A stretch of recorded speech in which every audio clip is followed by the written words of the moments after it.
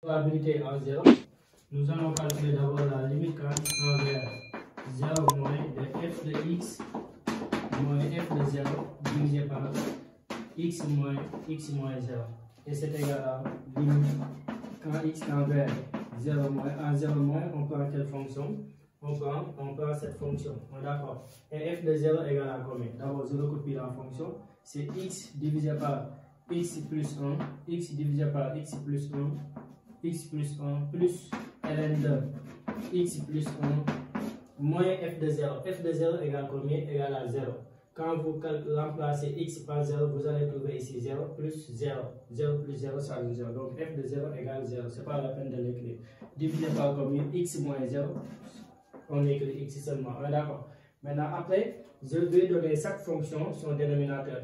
Quand vous avez a plus b, le tout divisé par c, c'est égal à a sur c plus quoi? Plus b sur c. Quand vous avez deux fractions qui ont le même dénominateur, on additionne les numérateurs et on garde le dénominateur. Mais aussi, quand on a le dénominateur, on peut donner chaque terme, je peux l'appeler terme, chaque terme sont quoi?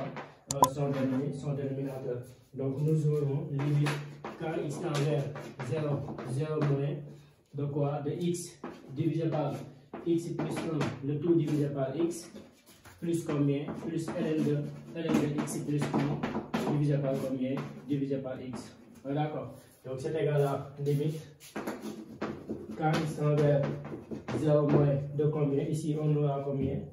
On simplifie les x, voilà. Parce que ici vous avez quoi? A sur b, le tout divisé par c, c'est égal à a sur b multiplié par 1 sur c, l'inverse.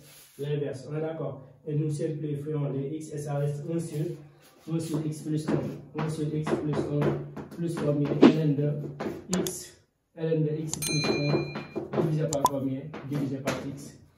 On est d'accord? Maintenant, la limite quand x tend vers 0, c'est une somme. On calcule d'abord la limite quand ça vers 0 moins de 1 divisé par x plus 1. Nous allons trouver combien? 1. D'accord? Nous remplaçons seulement x par 0. Et après la limite quand x tend vers 0 moins de ln de x plus 1 divisé par x, c'est égal à 1. C'est une limite de référence. Donc par somme, donc on aura combien? On aura 1 plus 1, ça donne 2. Donc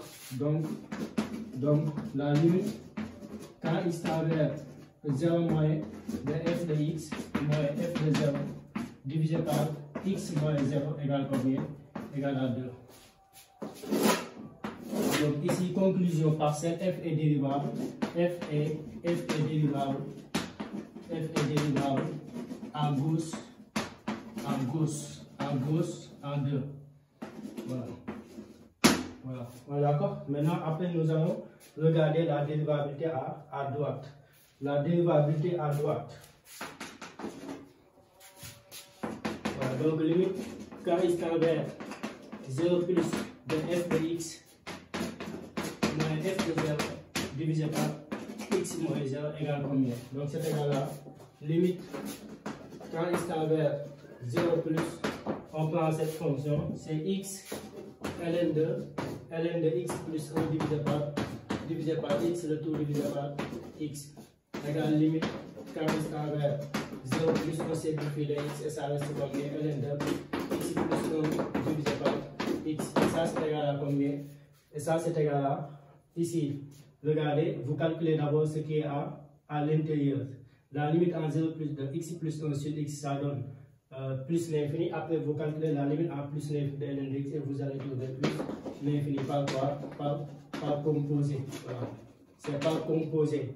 Vous calculez d'abord ce qui est à l'intérieur en 0 plus, ça donne plus l'infini. Après, vous calculez la limite en plus l'infini de ln de x seulement. Le résultat, c'est plus l'infini. Donc, cette limite est égale à plus l'infini par composé. Donc, la limite, quand x tend vers 0 plus de f de x moins f de 0 divisé par x moins 0 égale combien? Égale plus l'infini. On note quoi? Donc, conclusion partielle, f n'est pas, voilà, f n'est pas dérivable, f n'est pas dérivable à droite en 0. Voilà. Donc 2. Ici on note ça 1. Voilà, 1. Donc d'après 1 et 2, d'après d'après 1 et 2, f n'est pas dérivable en 0. F n'est pas dérivable. F n'est pas dérivable en 0. Voilà. En interprétation, nous allons interpréter les résultats. Première chose, on sait que la limite carrée vers 0 moins de f de x moins f de 0 divisé par x moins 0 égale à combien? En 0 moins, on a trouvé 2. Donc, c'est au point d'abscisse. Ça c'est très important. Au point d'abscisse, x égale combien? Au point d'abscisse, x égale 0. CF admet une demi-tangente oblique. Une demi-tangente oblique d'équation à gauche d'abord, à gauche en 0, d'équation y égale f' gauche de 0 et f' gauche de 0 c'est 2 facteurs de x moins 0 plus f de 0. Donc on aura quoi? Y égale 2x seulement, voilà, parce que f de 0 égale 0. Deuxième interprétation, on sait que la limite quand il tend vers 0 plus de f de x moins f de 0 divisé par x moins 0 égale combien? Égale à plus l'infini. Donc ici d'abord au point d'abscisse, voilà, au point d'abscisse x égale 0. CF admet quoi? CF admet une demi-tangente verticale. Une demi-tangente verticale divisée vers le haut. Voilà. Pourquoi diviser vers le haut? Parce que ici, plus multiplié par plus, ça veut plus. Plus c'est haut, moins c'est vers le bas. Mais il faut d'abord faire la multiplication. Plus. Voilà. Ouais, d'accord. 4a, montrer que pour tout x appartient à 0 plus l'infini, f' de x égale zdx. F étant dérivable sur 0 plus l'infini, f n'est pas dérivable en 0, on ouvre en 0. Quel que soit x appartient à 0 plus l'infini, on a. Et on calcule f' de x. Et c'est égal à combien? Ça c'est un produit. D'accord? Donc la dérivée de x c'est 1 multiplié par ln de combien? Ln de x plus 1 divisé par x. Au milieu on met plus. D'accord? Plus x multiplié par la dérivée de ln de x plus 1 sur x. Et la dérivée c'est ln de u sur v, c'est u sur v c'est u prime u moins v prime v. C'est 1 divisé par x plus 1 moins 1 divisé par x. Donc f' de x égale ln de x plus 1 divisé par x plus combien? X facteur, on réduit au même dénominateur, x moins 0 divisé par x facteur de x plus 1. Voilà, d'accord? Donc f' de x égale ln de x plus 1 divisé par x plus, on simplifie de x moins x ça donne 0 et ça reste ici moins 0 divisé par x plus 1. Donc f' de x égale ln de x plus 1 divisé par x moins 1 divisé par x plus 1. Et ça c'est z de x. Donc f' de x égale combien? Égale zx. D'accord. La question suivante. Calculer petit b, calculer f' de x sur l'autre intervalle. Voilà, sur l'autre intervalle. Voilà, l'autre intervalle c'est quoi? C'est moins 1, 0. D'accord, c'est moins 1, 0. Donc nous allons dire sur l'intervalle moins 1, 0, on ouvre en 0 parce que f n'est pas dérivable. Voilà, f n'est pas dérivable en 0. Ici, on avait, attendez, je vérifie. La limite quand c'est vers 0 moins. Voilà, donc on laisse comme ça. Voilà, donc ici, sur l'intervalle moins 1, 0, Donc f' de x égale à combien? F' de x, on calcule f' de x. F' de x égale, regardez ici, sur l'intervalle, c'est cette fonction. Donc la dérivée de x sur x plus 1, c'est égal à combien d'abord? C'est 1, la dérivée de x c'est 1, multiplié par x plus 1, moins 1, multiplié par x, le tout divisé par x plus 1 au carré. D'accord, voilà. Plus la dérivée de ln de x plus 1, c'est 1 sur x plus 1. Voilà. Donc f' de x égale, on développe x moins x ça donne 0, ça reste 1 sur x plus 1 au carré, plus 1 divisé par x plus 1. Réduire au même dénominateur, on multiplie ici par x plus 1. Donc f' de x égale 1 plus x plus 1 divisé par x plus 1, le tout au carré. Donc f' de x égale à x plus 2 divisé par x plus 1, le tout au carré. La question suivante. Dressez le tableau de variation. 5. Dressez. Voilà. D'abord, nous allons déterminer d'abord les signes. Les signes des dérivés. Voilà. Donc, ici, sur l'intervalle, premier point, sur l'intervalle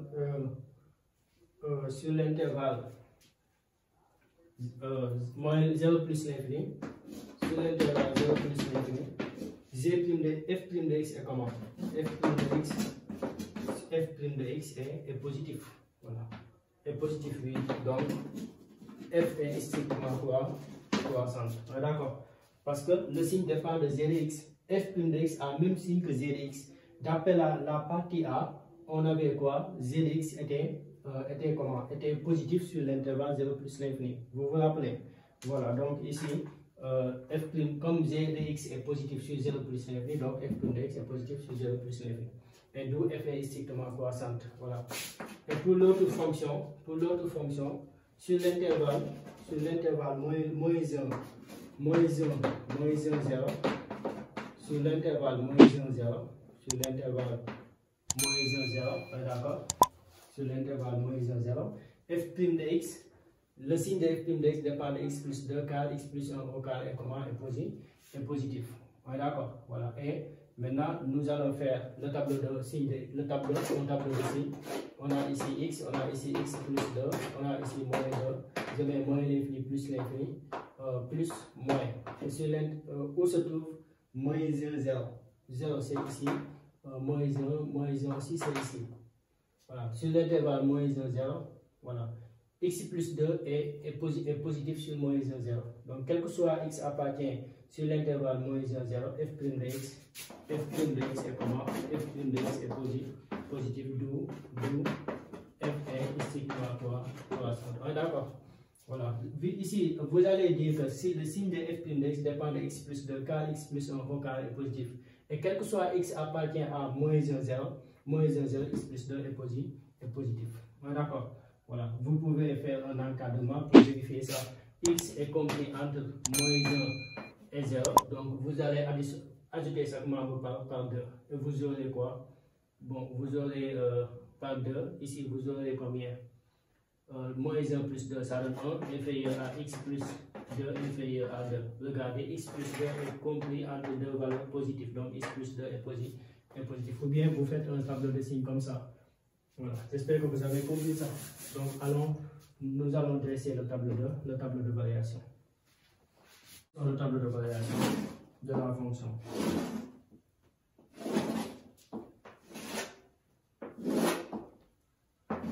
Voilà, on a ici x, f' de x est quoi? Et f. D'accord. Voilà, donc ici, le domaine de définition c'est moins 1. Le domaine de définition de la fonction. Voilà, c'est moins 1 plus l'infini. Moins 1 plus l'infini. D'accord. Voilà. Et sur l'intervalle 0 plus l'infini, voilà. 1, moins 1, 0, on a un positif. 0 plus l'infini, on a un positif. Et f n'est pas divisible en 0, donc on met 2 bas. D'accord. Voilà. Et encore, la limite en moins 0 plus, on avait infini, donc c'était une asymptote verticale. Voilà. On a comme ça la courbe. Donc la limite en moins 1, la limite en plus l'infini, on avait trouvé 1. D'accord. Et ici c'est moins l'infini. Voilà. F de 0 égale f de 0 égale 0. C'est bon. Voilà, donc qu'est-ce qui reste? Le construire CF, petit 6, construire CF. Voilà, maintenant on demande de prendre unité 2 cm. Voilà, unité 2 cm. Voilà, si vous prenez unité 1 cm, c'est faux, il faut prendre 2 cm. Voilà. Donc, nous allons tracer le repère.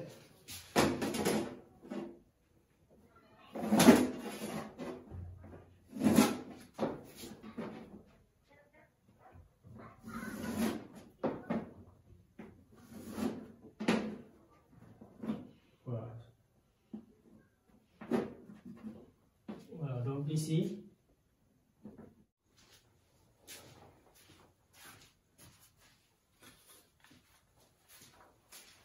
voilà, nous traçons la courbe, donc nous avons déjà tracé le repère. Donc ici on a moins 1, moins 2. Voilà, moins 1, et quoi ici on a moins 2. D'abord, pour tracer une courbe, il faut d'abord tracer les asymptotes d'abord, puis les demi, puis les extrémums, ensuite les demi-tangentes. D'accord? Voilà. Et ici d'abord, pour les asymptotes, on a deux asymptotes. On a ici une asymptote verticale d'équation x égale moins 1. Nous traçons d'abord l'asymptote verticale. L'asymptote verticale. Voilà.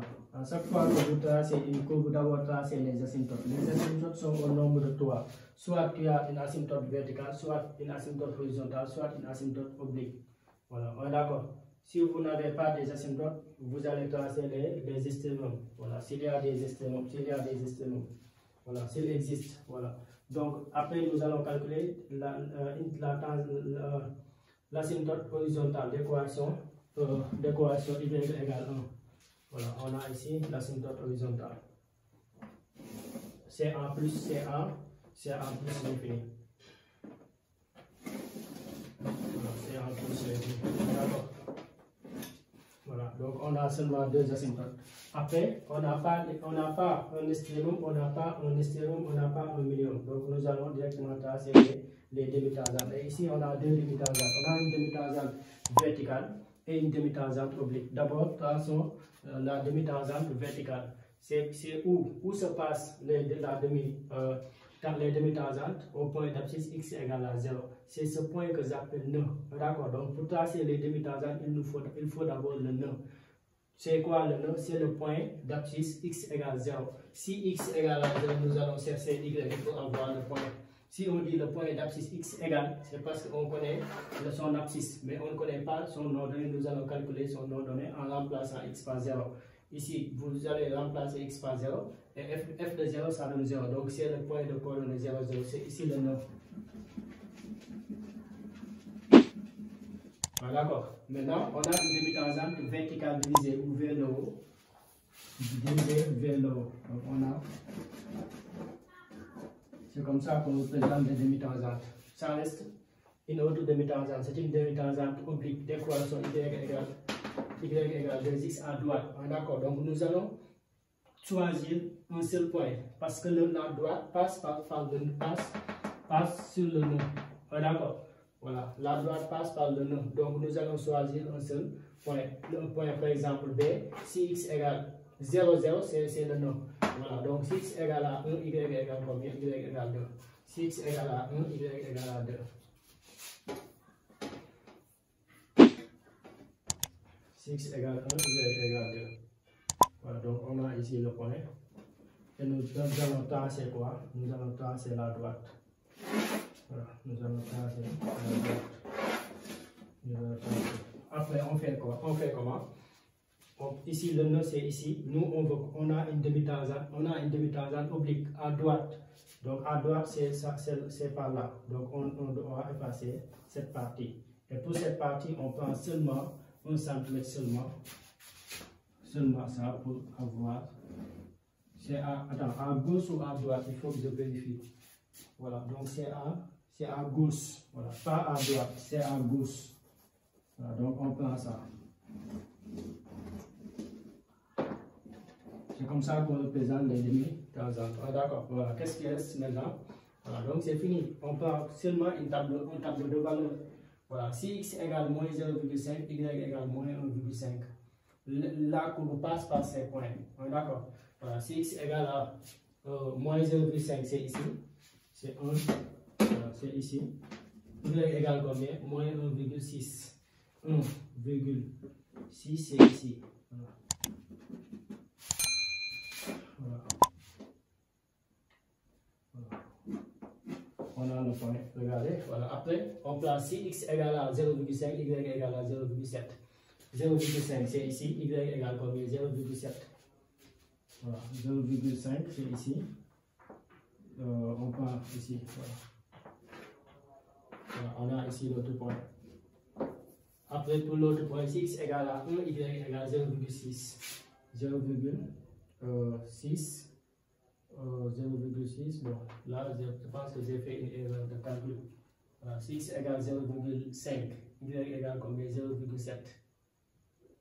5, 6, 7. Voilà, si x égale à 1, y égale 1. Nous allons calculer si x égale à 1. D'accord, voilà, si x égale à 1, on aura quoi? ln de 1 plus 1, ça donne 1 plus 1, ça donne 2. 2 sur 1, c'est 2. On aura ln de 2. Et ln de 2, c'est 0,6. Oui, c'est comme ça. Nous allons vérifier pour 0,5. Si on 0,5, je dois choisir cette fonction pour 0,5. Voilà. Non, oui, pour 0,5, on doit choisir cette fonction parce que 0,5 se trouve entre moins 1 et... Non, je dois choisir cette fonction. 0,5 est ici. Voilà. Donc c'est 0,5. ln de combien? ln de 1 demi. ln de, voilà, ln de 0,5 plus 1. 0,5 plus 1 divisé par 0,5 encore. On trouve 3. Voilà, c'est 0,5 ln de 3. Donc 0,5 multiplié par ln de 3, on trouve 0,5 encore. Voilà, c'est 0,5. Voilà. C'est 0,5. Donc si x égale à 1, y égale 0,5. 0,5. 0,5 c'est ici. 0,5 c'est ici. Attendez. Voilà, si x égale à 1, y égale 0,6. Y égale 0,6. Voilà. Donc, si x égale à 0,5, y égale 0,5. Voilà, on a ici, c'est ici. Si x égale à 1, y égale 0,6. Voilà, c'est ici. Voilà, c'est bon. Si x égale à 2, y égale à 0,8. C'est ici.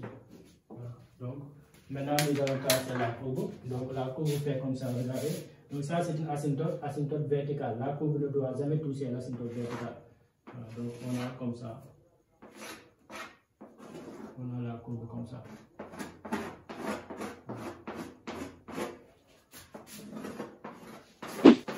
La courbe aussi suit l'asymptote horizontale.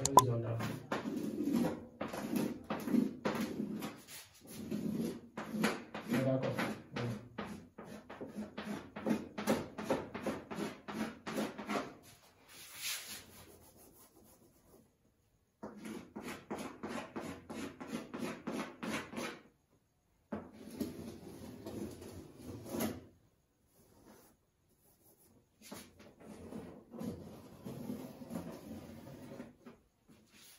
Voilà, on a la courbe. Soit à la restriction de f sur l'intervalle 0 plus l'infini. Voilà, sur l'intervalle 0 plus l'infini, montrer que à la une bisection de 0 plus l'infini vers J à préciser. Voilà, donc nous allons dire quoi?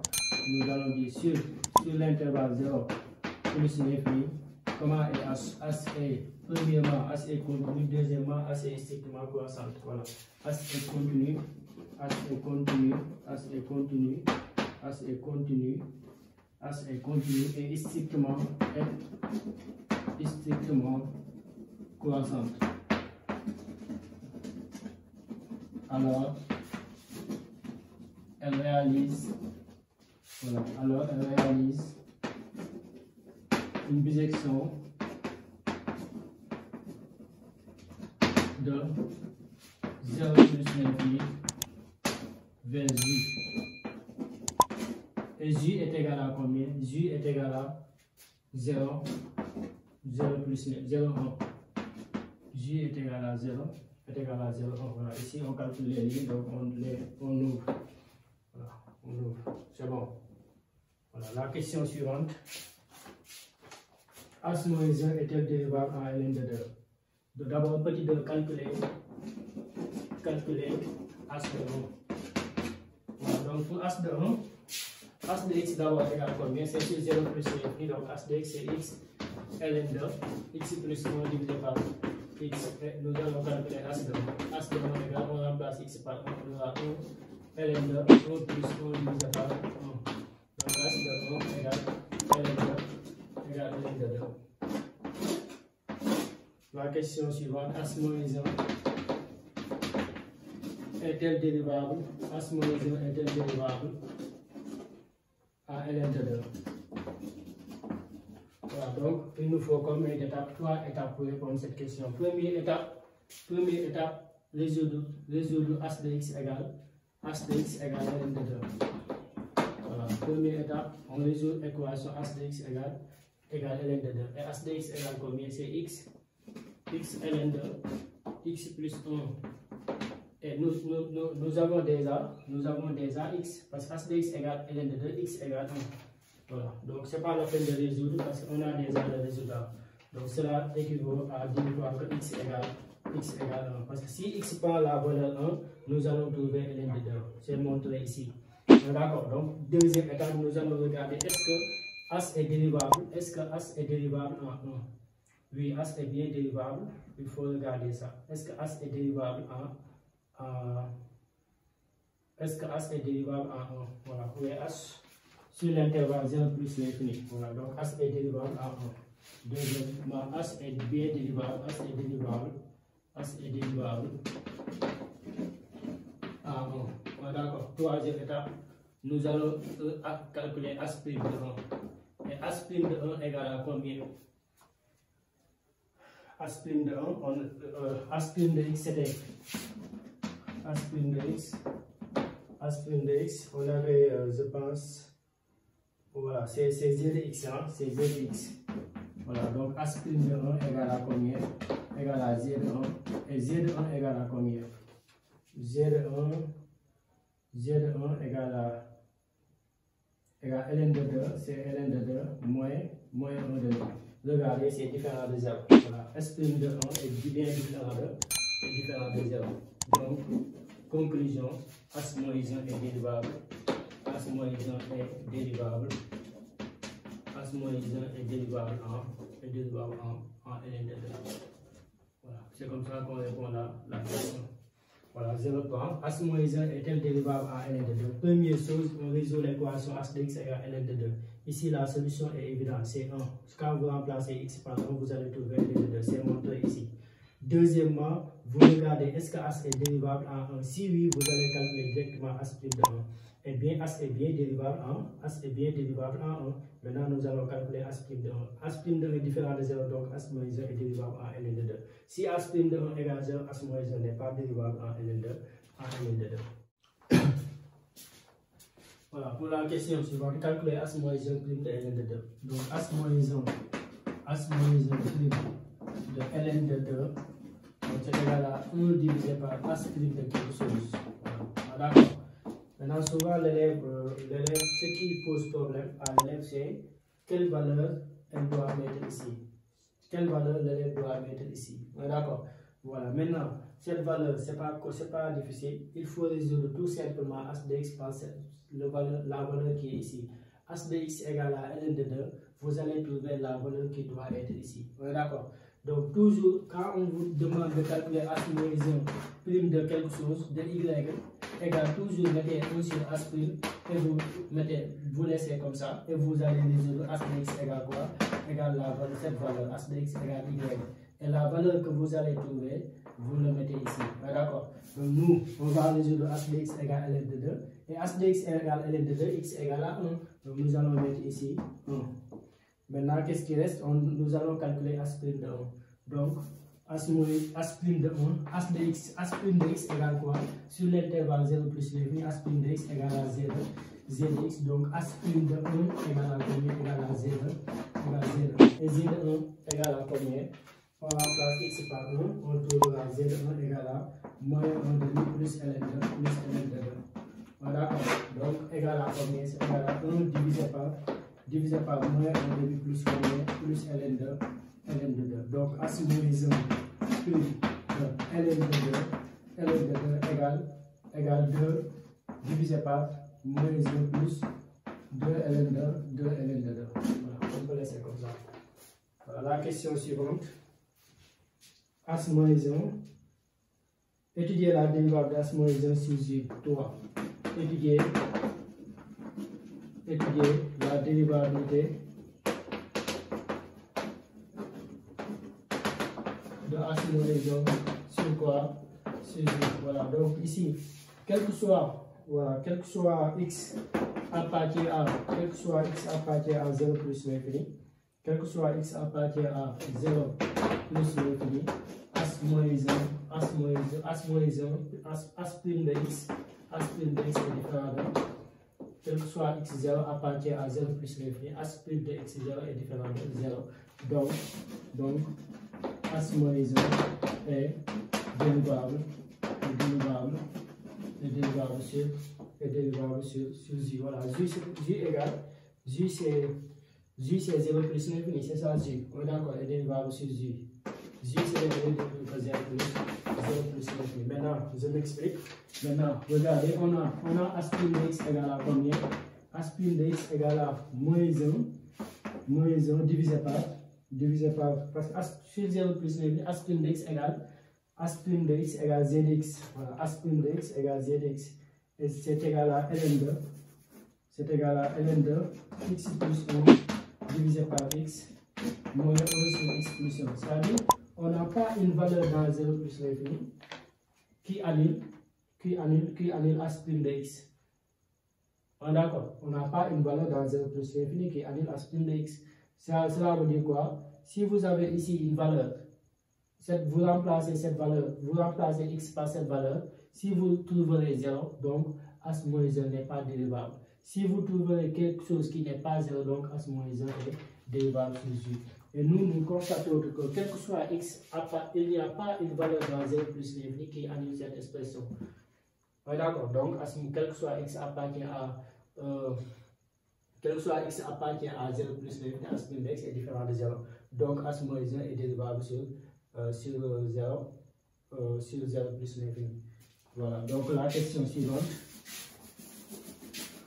Voilà, la question suivante c'est, voilà, mon petit 4 montrer que f de x égale à moins 1 demi ln de x plus 1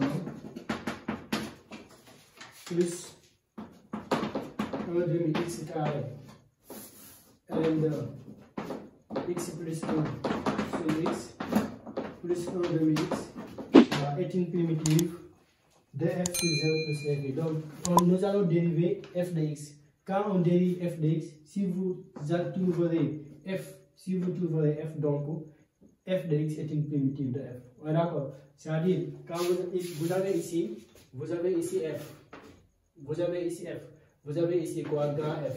Si la dérivée de grand f donne petit f, donc grand f est une primitive de petit f. Donc vous allez simplement dériver cette expression et quand vous trouverez petit f, donc grand f est une primitive. On est d'accord? Voilà, donc et je vous rappelle encore que nous avons un groupe WhatsApp où on travaille les lundis, mercredi, vendredi et dimanche.